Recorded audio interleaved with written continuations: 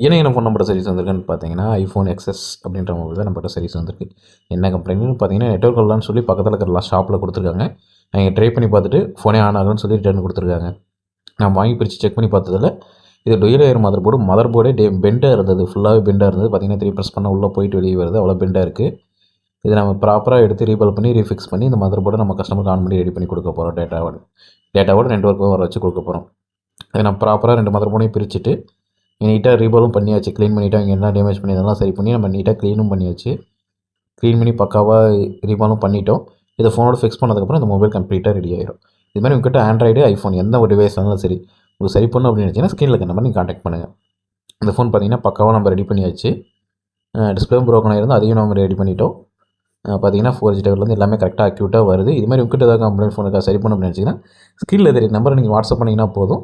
நம்ம address details 2மே உங்களுக்கு சென்ட் பண்ணிருவோம். நம்ம ஷாப் வந்து சேலத்துல இருந்து தர்மபுரி போற வழியில காடை அப்படின்ற பிளேஸ்ல நம்ம ஷாப் இருக்கு.